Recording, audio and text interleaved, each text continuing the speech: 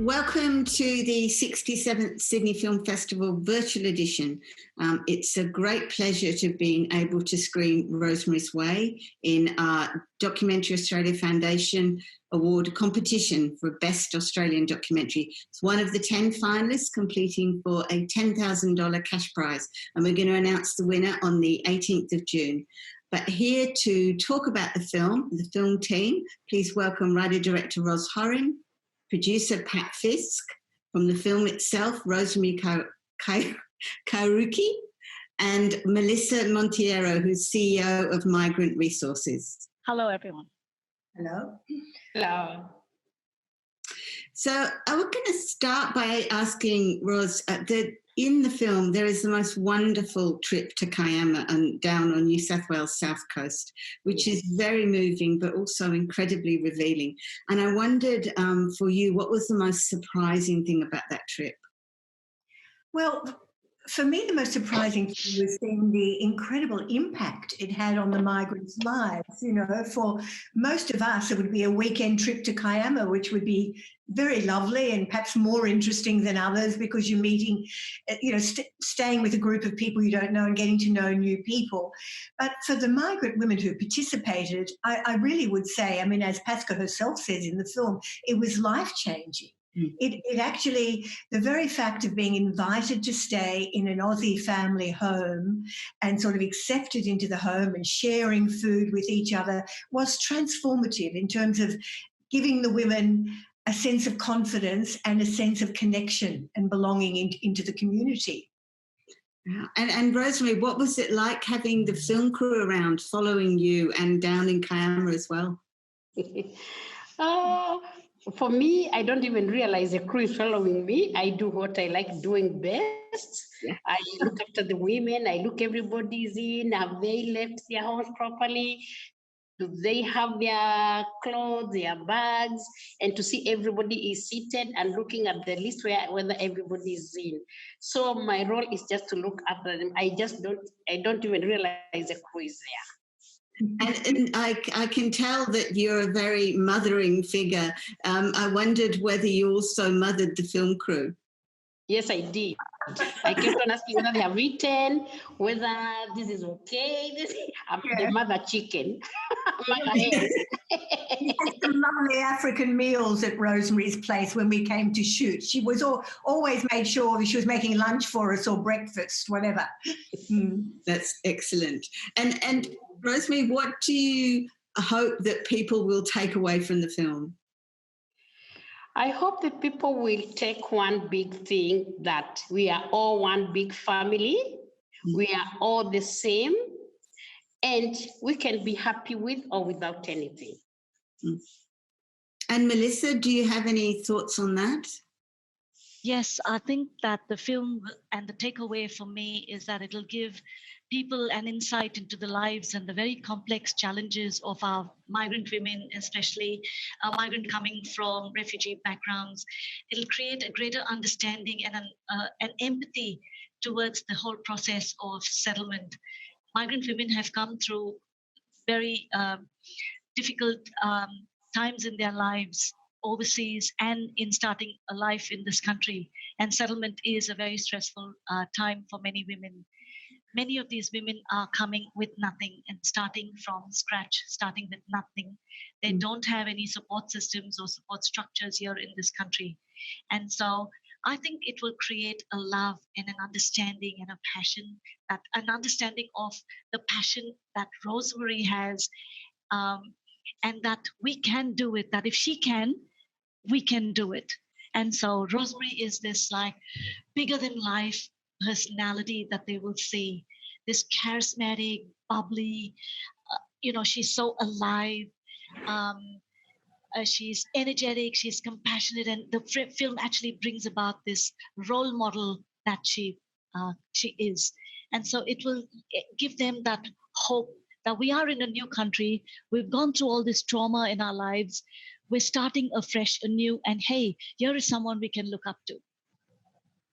And at the moment with the COVID crisis and with the isolation, self-isolating, has that been particularly difficult for both the women in the film and for migrant women generally in Australia? Yes, I think it definitely has. And we're seeing that as an additional challenge to many of the communities that have come in from, other parts of the world, only because this is an additional strain, additional burden in not being able to be relational anymore, because many of our communities are very community centric. They are people centric. It's a community way of living in a village that you come from, or a community, or wherever you are. Migrant communities are people focused, people centric. And so COVID presented this huge breakdown and poses as an additional burden on many of our communities, and women in particular. And sorry. And I was going to say, just to comment on that just a little bit, is I think it's, we started making the film 3 years ago, but I think it is that much more resonant as a film now, because all of us, have had this sort of experience over 2 months of what isolation feels like. And we've all understood the incredibly deep need that every human being has for connection and community. Yes, yes. And if I can add on that, for example, I have the database of all the women and their friends, not only those ones, all the women who I work with or I connect with. Every Monday, I send a message to say, are you okay? Is anybody wanting anything? And just ask your neighbors and your friends if you need anything. And they really appreciate, and you can see, it's a way of roll call. So if I don't see you answering 2-3 times, I'll call you and find out, is everything okay? Yeah. And I have to say, watching the film, I'm so inspired by your energy. How do you keep going? Charisma. I love seeing people happy. I came here with nobody, with nothing. And one promise I promised myself is I have to live in this country. I will give back, and I will, especially those people don't know where to stand, because nobody gave me any information, and that is a big thing. So when I see these women, I know what they want. Not really I know what they need, but I can see the value that they are missing. The first thing I do is connect to them. Once they are connected with other women, and the women share their stories, and they start helping each other, and they only come to me when it's very hard, they cannot solve, but they help each other, and it makes my work easier. And especially isolation right now, it's very bad for them with this COVID, but the good thing, because now they have found each other, they call each other. Like now we were talking yesterday, we have a WhatsApp group. When they opened for 20 people, we will go to the picnic, do a walk, and have a picnic. So we are looking forward to that. Yeah. Good. And Pat, I know it's the thing every producer has to keep in mind. What are your goals for the film? And particularly at these very difficult times when we're not in the cinemas, we're isolated. What can we do to help? Well, I love the film, very proud of it, and think it will make a big difference. And depending on when the cinemas open again for large audiences, we will organize to have screenings, hopefully in most, at least the major cities.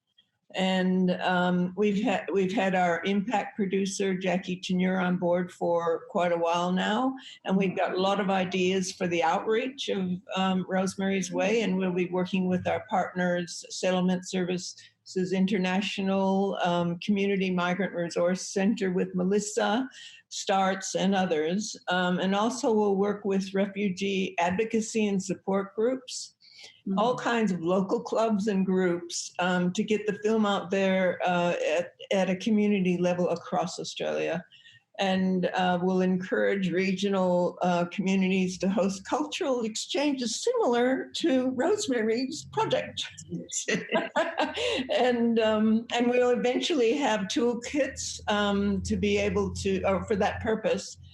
And I did want to say that if anyone out there wants to contact us through our website, rosemary'swaythefilm.org, if you have any questions, ideas for us, need more information, or want to organize screenings or join our mailing list.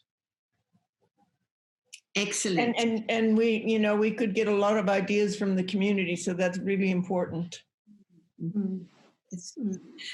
And in terms of the women in the film, have they seen the film, and what was their reaction, Ros? Yeah, they have. I've made sure they've all sort of had a private viewing of it, you know, before it's going to go out publicly. They're all very happy about it. You know, they're all very proud to be in it and to sharing their stories. Even particularly Sophia from Bangladesh, who's got one of the most, you know, coming from one of the worst backgrounds, she said she is so happy to be sharing what she's been through and the kind of more positive state she's in now to help give other women confidence. You know, that they sort of all see the larger benefit of the story that it's telling in terms of giving Australians an insight, as Melissa was saying, into the lives of migrants, using Rosemary as an inspiration for people to reach out. So they're really proud to be part of this kind of goodwill project, I think, that's going to help make us a more cohesive society. Yes. Can I just say something? After a early feedback screening that we had, one of the viewers stood up and said, "Tomorrow I am going to knock at the door of my neighbors up the street who's from Eritrea and invite her over for a cup of tea."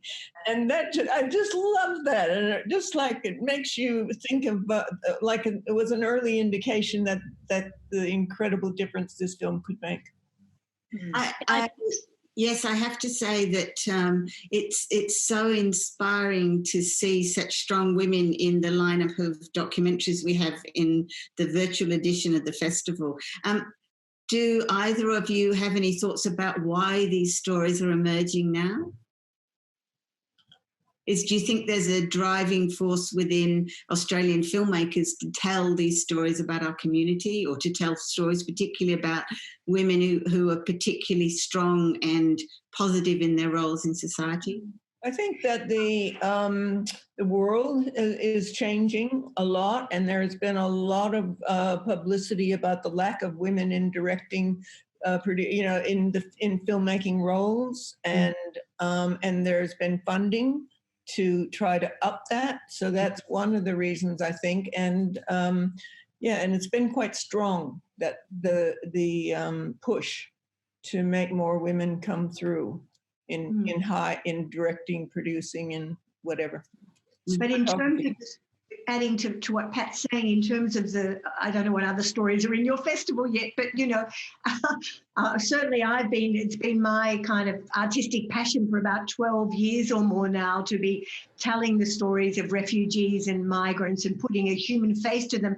The more our governments have hardened, the more the kind of right wing and the anti-refugee policies have taken off in this country and around the world, the more we need as storytellers and filmmakers to kind of put a human face out there and to tell these stories of people who are just kind of, you know, existing on the margins of society. I feel it's an imperative, you know, to share these stories and to find a way for them to being moving and uplifting and seeing hope in them.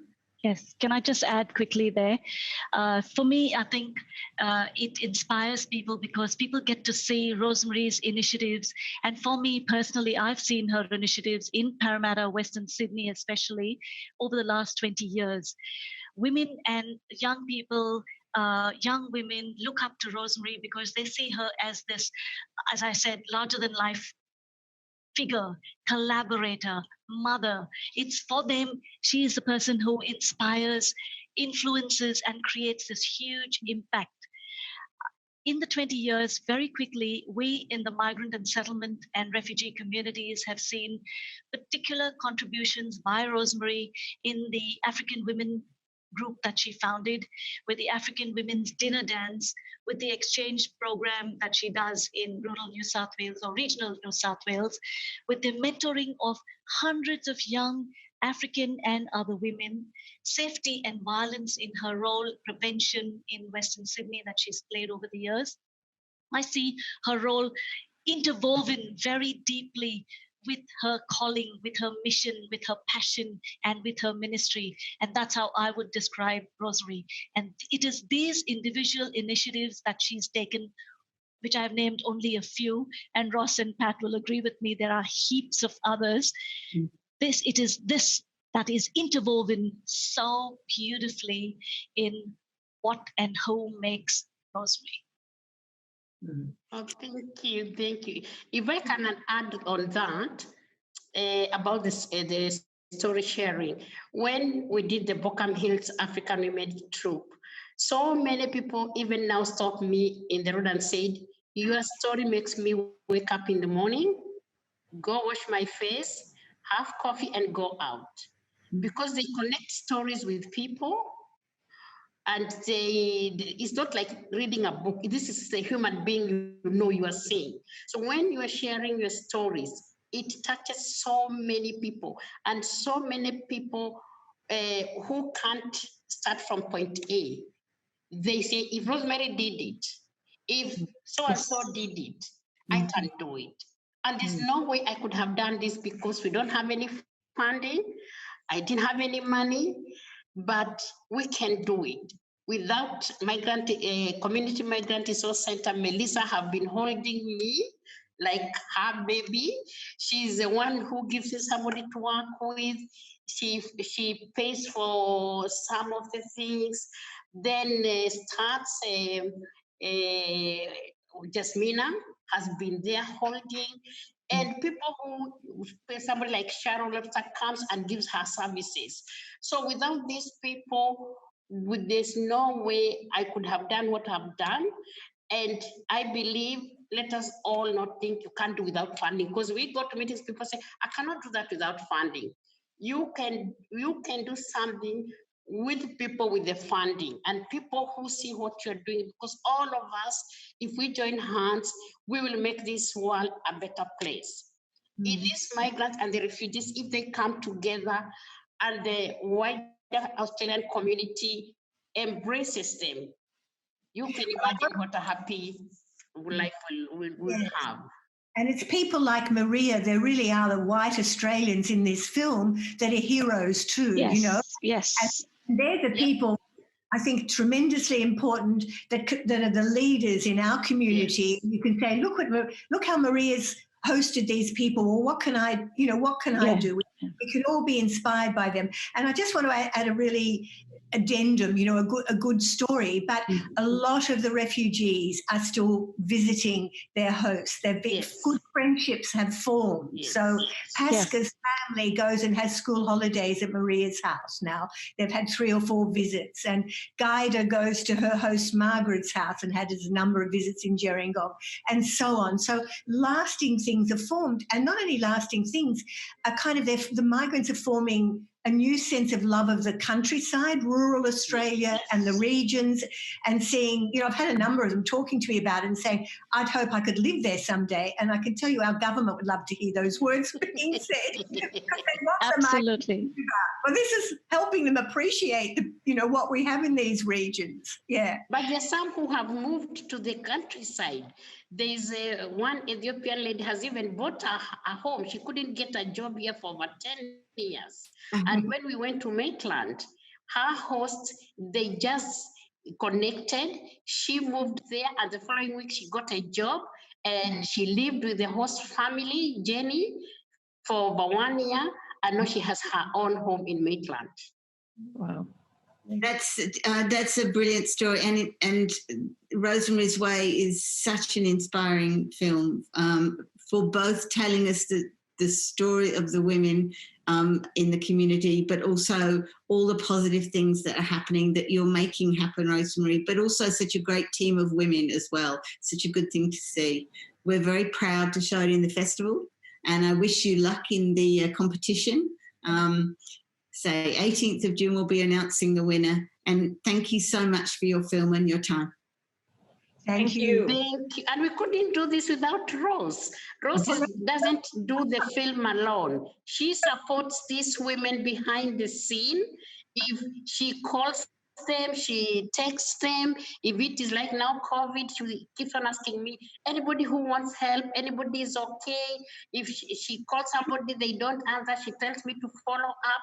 So it doesn't end here. Ros works and support all these women. I can't even, Ros and Joe, the husband, they've done a lot of work. Yeah, thank you, Ros. Hey, thank you.